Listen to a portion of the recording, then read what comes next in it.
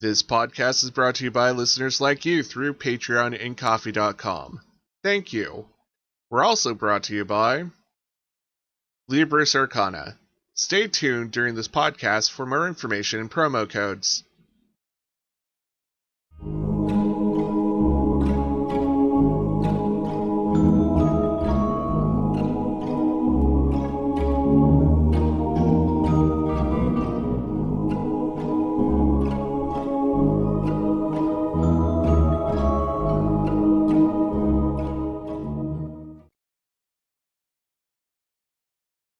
Hello everyone, I'm Paul. I am the GM today, and who am I with today, this morning, whichever. Hi, my name is Grayson. I'm from the channel Grey Death Society, and I'm playing Kiriyoshi O'Brien. I'm Jay, and I will be playing Roscoe Spitfire. I am Jonathan. I also go by Lord Nitekon on Twitter, and you can find me at www.geeksandgoblins.com. I will be playing Nocturna. I'm Hollowtail. You can find me on Twitter at Hollowtail, and you can find me on YouTube under the same name doing RPG videos. I'll also be playing Dante Bell today. I'm Sally Rage, and you can find me on YouTube at Sally Rage. I do lots of Let's Plays and other weird nerdy stuff, and I'm playing Simona Starlight. Hurrah! We all remember who we are, who our characters are, and where we might be from. So congratulations, you passed the first test. Yay! Yay! I fail that so Did we often. get a prize? Yeah, the prize is a D&D session. Woo! It's pretty good price. Yeah. And seeing that you enjoyed it the last time, and you came back willingly, it's should be a pretty good prize. Talking about last time, a lot of things happened. We were introduced to all your awesome characters. Let's see. The names. This is going to be so hard for me. Let's see if I can remember the names. Kiriyoshi and Nocturna went out and about, met up with a contact who was a half-orc near the docks in Chipton, and they were trying to get more information on their recent employer, Lord Holster, and then Kiriyoshi and Nocturna went to a dwarven blacksmith who Kiriyoshi had a past with, and it seems like she was pretty interested in Kiriyoshi. While I think everybody else, after the meeting with Lord Holster, ended up getting really drunk. That's what I remember, at least. Oh yeah, and the whole meeting with Lord Holster, the magical glasses that, broke and reformed, and, oh yeah, you have some, contracts. Or something. That kind of stuff. So my first question is, do you remember who has the map of the compound of Lord Holster? I believe that was my character. Yeah, I think so. Yeah, I think Kiriyoshi had it. I'm going to assume, unless you guys want to do anything before we hit nighttime and then start off on this adventure, that everybody made it safely back to their beds. The staff is pretty good here. They at the bed and breakfast inn that you're at, they attend to their guests very well. They made sure that Mona didn't fall face flat into anything and drowned in her own tea. Stuff really nice like that. It's a classy place. Unless somebody says otherwise, you all have your own rooms, and yeah, I mean the night's gonna be a night. Well, let's just see. Everyone, give me a wisdom saving roll. Oh no. That's a 20. That is 20. 16, Oh 24. my gosh. Yeah, you guys. I know everything. No, you're having a really good dream. And we'll get into that. Whoops. Yeah, that was whispered to me, but 11. Okay, cool. That's good enough. I saw it. I know what's gonna go on. I know what's going down. Alright, so, nighttime.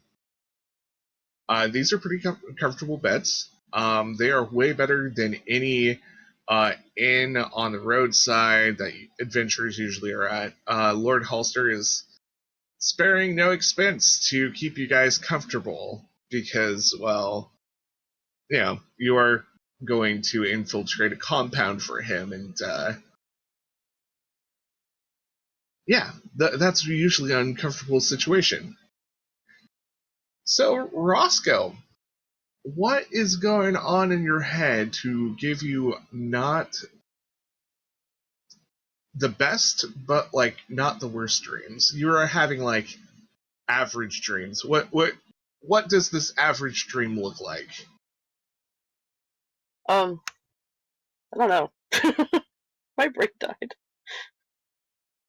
He's probably mostly just dreaming about, like, his plans, what he wants to go on, So like, during the adventure and stuff. thinking about the future? Kinda, yeah. And, like, what does this look like? Is it just like a list, or is it like images, or Probably images of him succeeding in all of his plans. Alright, cool. And so as you are thinking about this, like how does Roscoe visualize succeeding at infiltrating this compound?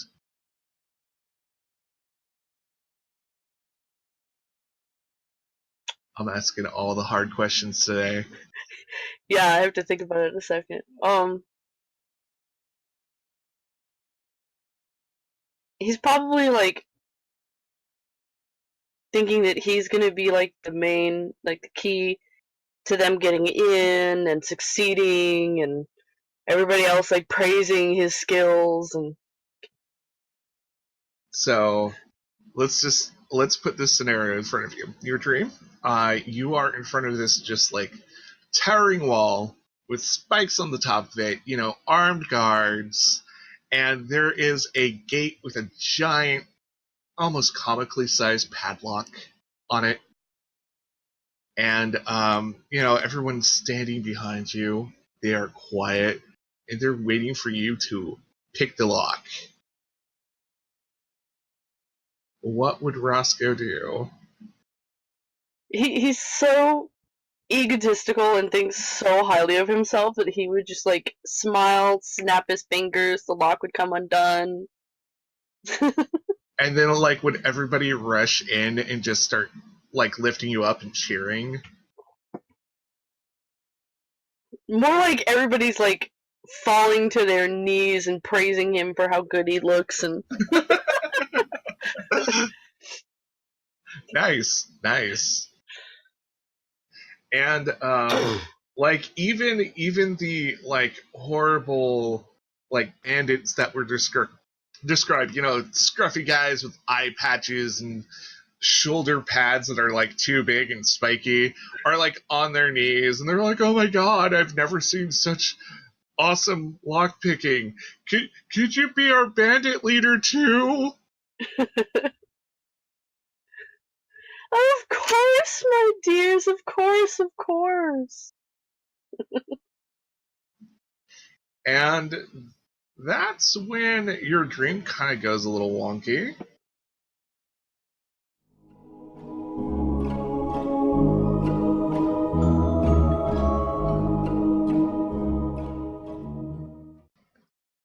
We're going to pause things for a moment and have a word from our sponsors. This podcast is brought to you by listeners like you through Patreon and Ko-fi.com. Thank you. We're also brought to you by Libris Arcana. Do you like role-playing games but you have no dice? Are you a dice dragon and just need a hoard dice? Libris Arcana has you covered. Libris Arcana offers both a monthly and quarterly subscription to get dice. Yeah, that's right. They send you dice monthly or every 3 months. They also sell individual dice sets and great leather protective book covers for your gaming manuals. Go to www.librisarcana.com. That's LIBRISARCANA.com to find out more. And if you use the promo code SwordfallFan, you get a discount. Look in the description below for more details. And now back to the story.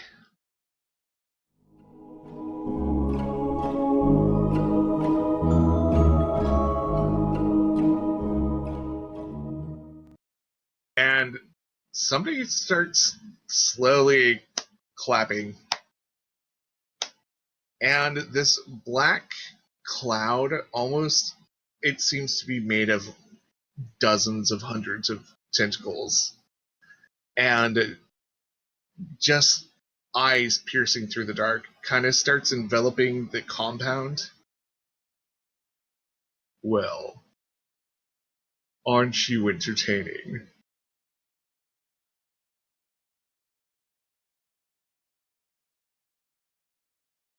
I do my best, darling. I haven't been called darling in a long time. So, you're a master thief? Well, I wouldn't call myself a master yet. But you do think highly of yourself. Well, naturally, how could I not with these looks? Oh, I'm beginning to like you. I've had my eye on you for a long while. Have you now? Well, I always look for people with particular talents. You can call me Tangle. And the eyes in the dark are matched up with a large, spiky, toothy grin.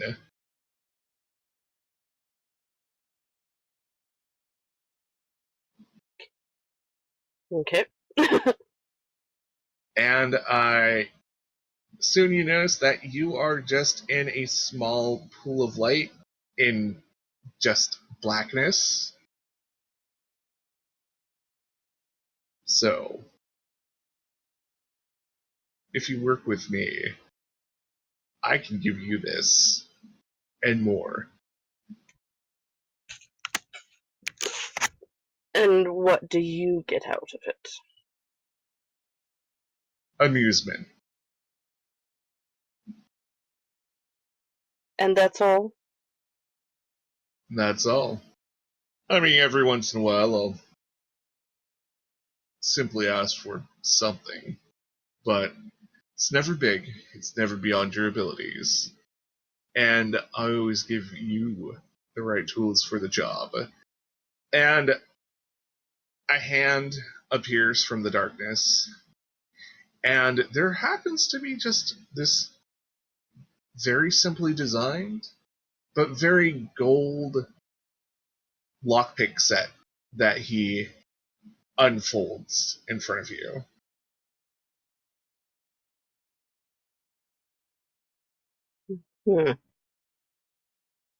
So, I give you the right tools. You do little jobs for me, and I'll make sure you are very happy and profitable, and have a lot of fun. Especially a lot of fun. I do enjoy fun. I do enjoy fun too. But before I enter in any kind of contract, I do need to know all the details. Like,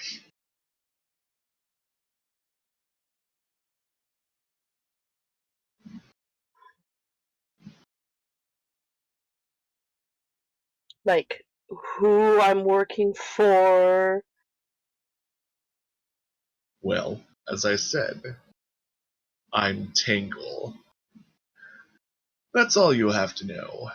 Once people get word that you work for me, well, they'll either react in two simple ways: respect or fear. Isn't that what you want? That does sound appealing.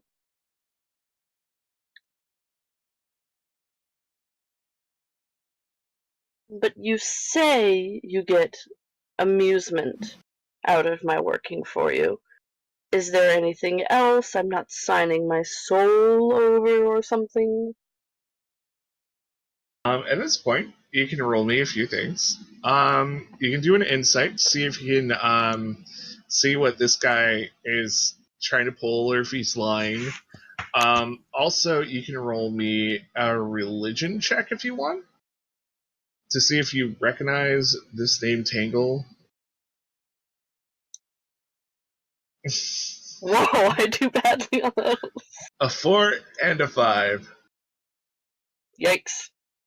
Come on, it's only a mysterious dream man who's talking very coherently and wants to offer you a deal. I mean, what can go wrong? Yeah. Plus, the lockpicks are gold. Yeah. They're shiny, and they're simply like they're elegantly designed.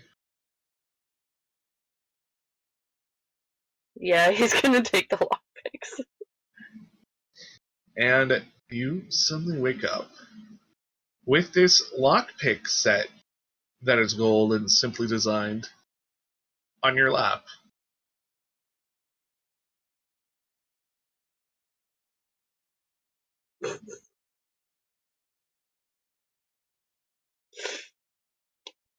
And people who usually listen to the podcast will be like, oh, damn. Oh, is this bad? Not necessarily. Well, he's gonna be happy. He's gonna pick them up and probably start, like, nuzzling and kissing them. Oh, yeah. Like, when you touch them, they definitely have a certain vibration about them. Like, almost electric, or, like holding a battery in your hand. You can feel power. So it tingles. Yep. Tangle gave you tingly trinkets. Yay! Okay. Next person on the list. Uh-oh. Dante. Mhm. You rolled super well. What is a really good dream for Dante? It's a very simple dream, I think. He will be having a dream in which his family accept him. His father Aw. says, "Well done," and he feels good about that. His mother says, "Aren't you a handsome boy?" And he smiles and says, "Yes. Yes, I am."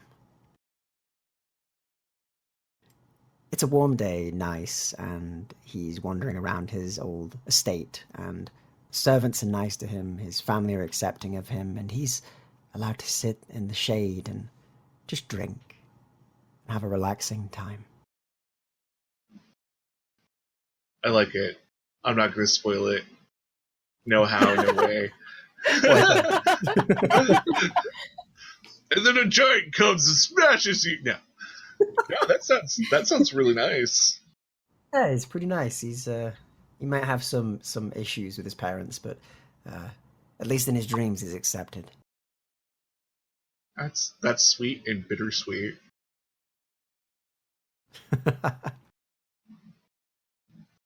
And Mona, Mm-hmm. you rolled super duper well. So yeah, what is a really good dream? Like the best dream you could have? Well, Mona has gotten rid of Des Guy. She's managed to trade him for someone else, and she's like, waving as he leaves with the other cleric, and she's got this new god who's really chill and doesn't talk very much and not allergic to. And she's just gonna go and smell lots of flowers without sneezing her head off. And it's a good day. So, like, what god would you have gone with other than Disky or this guy? She's not sure. She's kind of up for anyone who just, like, not be constantly talking to her and making her, like, unwell. She's even reasoned that... Yeah, just anyone. She's even reasoned some of the evil ones might not be so evil once she gets to know them. So there's just, like, this giant head in the sky looking down on you, smiling and giving you a thumbs up, and just like, yeah, not going to talk to you. You're just doing a good job. Yep, that's all she wants. Okay, cool.